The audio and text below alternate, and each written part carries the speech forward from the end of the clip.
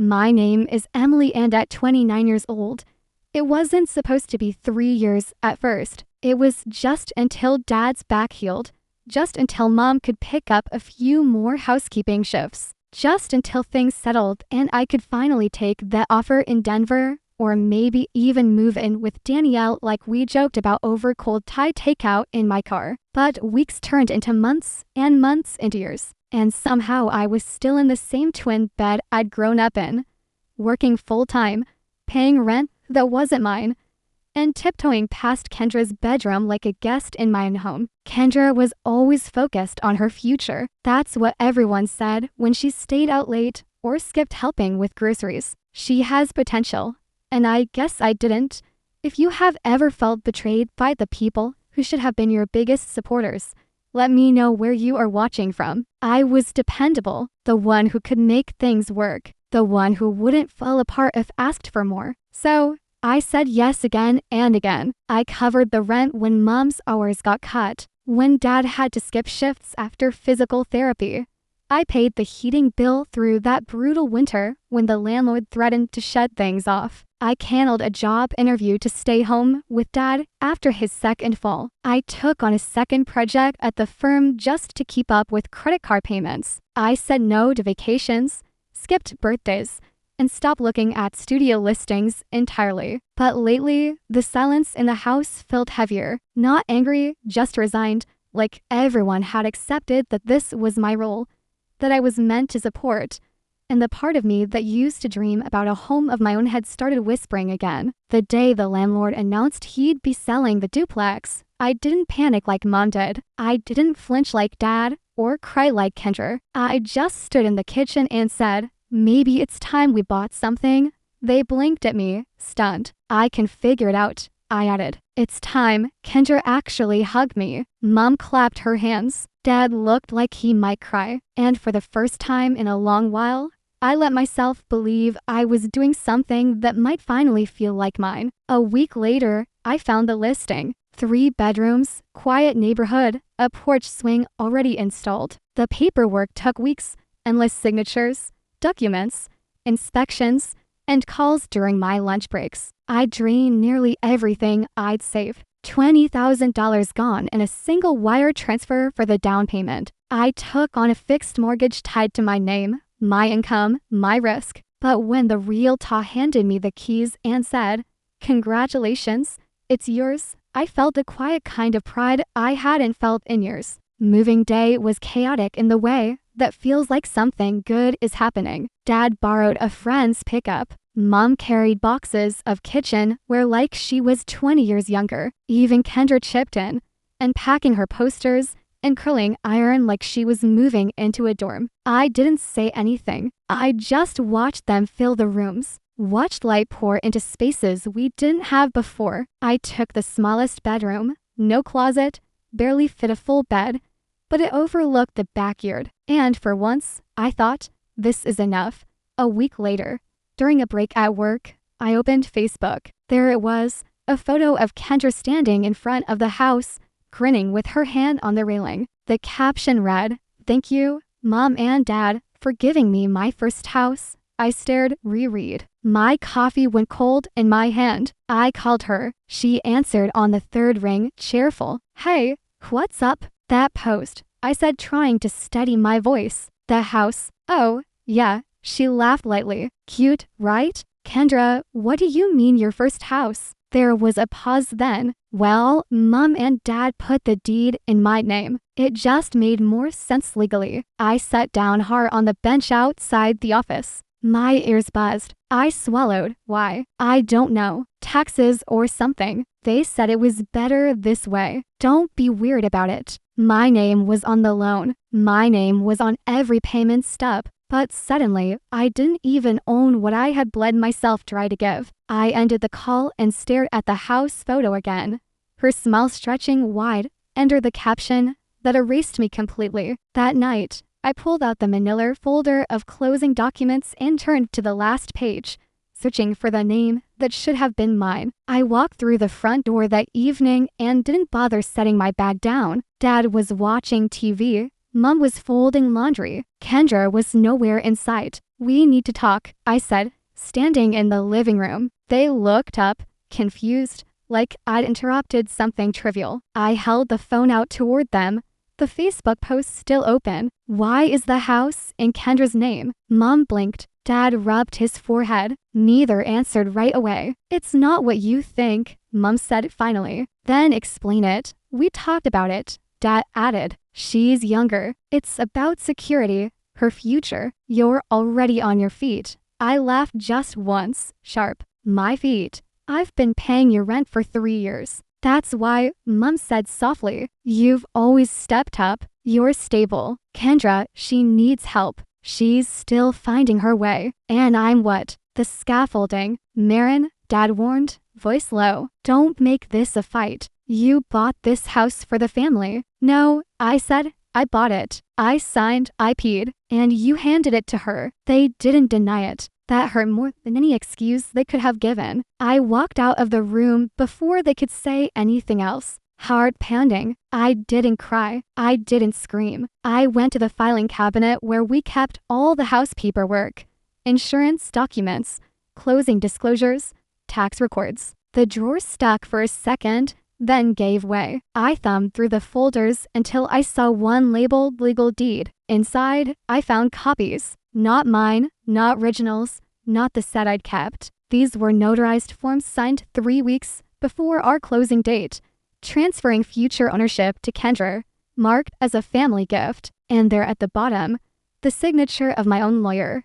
Initials I had trusted, letters I'd paid for. I sat back against the wall, documents in my lap, pulse in my throat. They didn't just erase me, they planned it, smiled through dinners, helped unpack my boxes, thanked me, all while signing me away. The next morning, I called a different attorney and scheduled a meeting. I didn't sleep that night. I just lay still, staring at the ceiling in the too small bedroom of the house I apparently didn't own. Every word from the conversation echoed louder in the silence. "Her future, you're stable. It's not what you think." It was exactly what I thought. By morning, 100 tiny memories had unraveled in my mind, stitching together a picture I had never wanted to look at. I remembered Aunt Jess's toast at Kendra's graduation. "Some girls are just born to shine." I remembered Uncle Lou pulling me aside when I got my first job and saying, "It's good you're practical. You'll always land on your feet."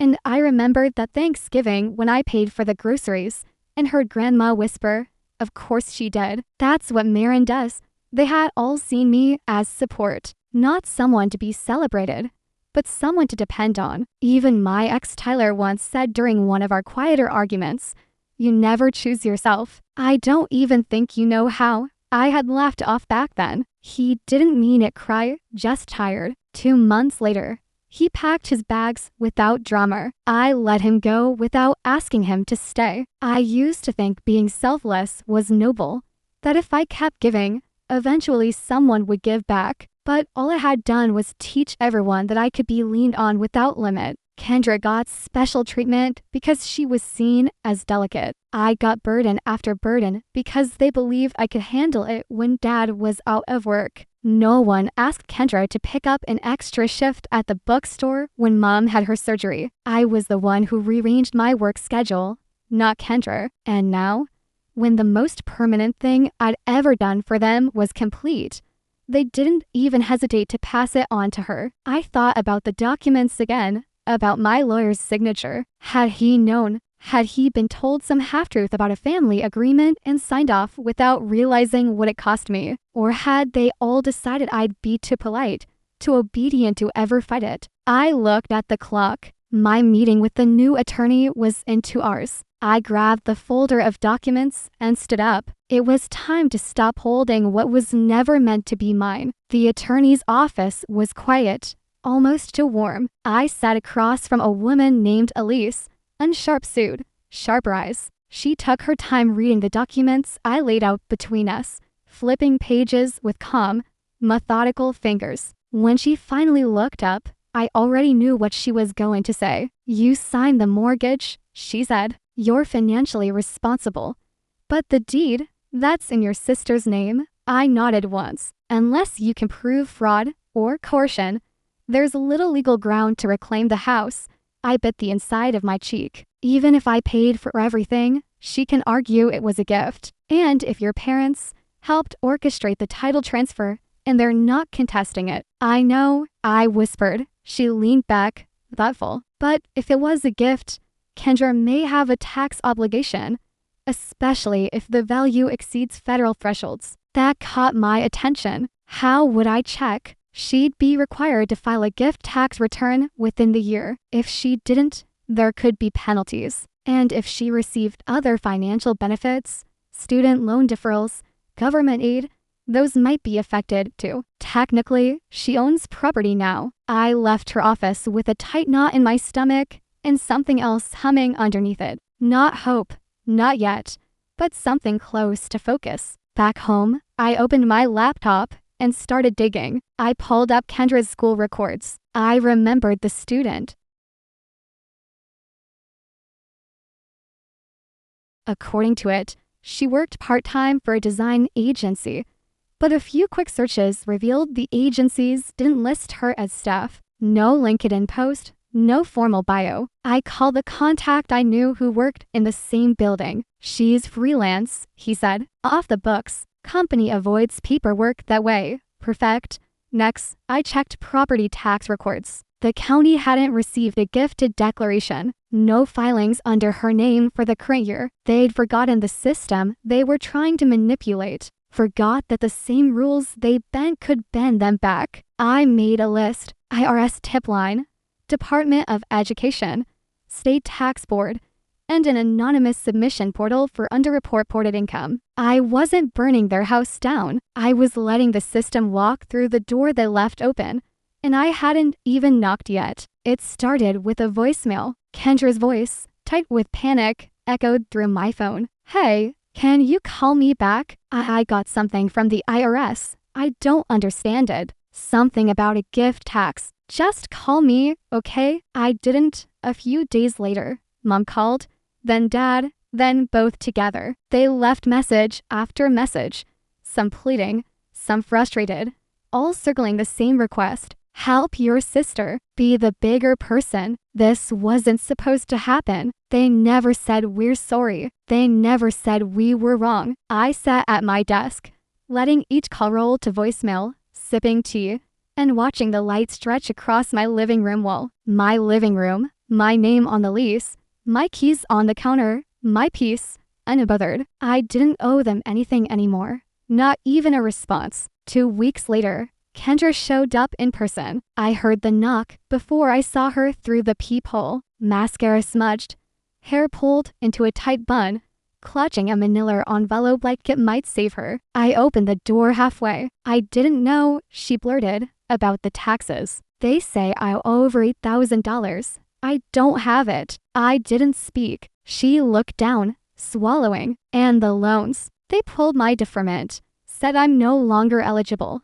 And then the agency let me go. They're being audited. Still, I didn't speak. Please, I know you're mad, but I didn't mean for this. I thought the house was for all of us. Mom and Dad said it made sense this way. I didn't know it would turn into this. I met her eyes. But you posted it. You claimed it. You made it yours in front of everyone. I didn't think, she whispered. That's the problem, I said, and shut the door. It was 3 more days before Mom called again. She's your sister, she said. She's in over her head. She always is, I replied, and I always pulled her out. And now, I paused. Now she's old enough to swim. I hung up before she could answer. The next morning, a new letter arrived. This one addressed to Kendra, but delivered to my mailbox. Another agency, another fine. I slipped it into a manila envelope, sealed it, and left it on the front porch. That night, I slept without grinding my teeth for the first time in years. The house was gone by early spring. Bankrupt possession, unpaid taxes, loan defaults. The official notice went up on the door in late March. I never drove by. I didn't need to. I'd already stopped seeing it as mine long before the government did. Kendra moved into a shared apartment near the city. One bedroom split between two roommates and a part-time retail job she didn't talk about. She stopped calling after that. I think some part of her still believed I'd step in. I never did. My parents went back to renting a small duplex farther from the center. The kind with yellowed blinds and baseboard heaters that click in the winter. They didn't tell me they moved. I found out through a change of address notification forwarded by the bank. By May, I put an offer on a one-bedroom condo. It was small, second floor with a creaky balcony and outdated tile. But it had sunlight in the morning and quiet in the evening. It was enough. I paid for it myself. Every cent. No one cried at closing. No one posed on the porch for Facebook. Just me, the agent, and the notary signing what I had earned with nobody's permission. A week after I moved in, I found a letter in my mailbox. No return address, but the handwriting was familiar. Kendra, 5 pages. Apologies, explanations, maybe regrets. She said she didn't understand what it had meant to me, that she never meant to take anything away, that she wished she could undo it. I read it once, then folded it neatly and placed it in a drawer I rarely opened. There are some things you don't reply to, not because you hate the person who sent them, but because you finally stopped needing them to see you clearly. I met someone last fall. His name is Matteo. He's kind, calm. When I told him what happened with my family, he didn't offer advice. He just listened and said, "That must have hurt." He knows how to ask before assuming. He knows how to stay quiet when silence is the answer. I make enough now, more than enough. And for the first time in years, every dollar I earn is mine. Every room I walk into is mine. Every breath I take in the morning isn't a borrowed one. And when I unlock my front door each night, I walk into something I built not for anyone else, not as a gift, but as proof that I was never asking too much. 6 months have passed. The condo still smells faintly like cedar from the shelf I stained myself. I keep fresh flowers on the kitchen table, even when no one's coming over. On Saturdays, I bake muffins I don't always eat. On Sundays, I sleep in without guilt. Matteo comes by often. He brings coffee and asks how my day was, not because he needs anything from me, but because he really wants to know. Sometimes we don't talk at all. Sometimes we just sit on the balcony with the radio playing and nothing to prove. My phone rings less now. Mom calls every few weeks. I let it go to voicemail. Her messages sound softer, like she's finally figured out that silence doesn't mean war. It means I'm not available to play the same role anymore. She hasn't said sorry. Not exactly, but I think she knows. Kendra hasn't reached out since the letter. I kept it still in the same drawer. I don't read it anymore. I've made new traditions. Tuesday dinners with coworkers who don't expect anything from me. A hiking group I joined where no one knows my family name. Laughter that isn't strained. Questions that don't come with judgment. At work, I was promoted. My manager said it wasn't just the designs I delivered. It was how I handled pressure, how I led with steadiness. I smiled and said, "Thank you," thinking how long it took to stop confusing quiet strength with being everyone's anchor. One night, Matteo asked if I ever missed them, my family. I didn't lie. Sometimes, I said, but not the version they gave me. I miss the version I hoped they'd be. He didn't press, just held my hand. Tonight, I sat on the floor of my living room, sorting through old receipts and papers. I found a photo of the first house, the one I bought, the one they gave away. Kendra stood in the doorway, smiling too wide. I flipped it over and wrote in the corner, "Not mine." Then I put it in a box labeled "No longer needed." I turned off the lights, stood by the window, and whispered to myself, they were never my home. I was building someone else's shelter with my hands. And now, finally, I've built one of my own with walls that don't ask me to disappear.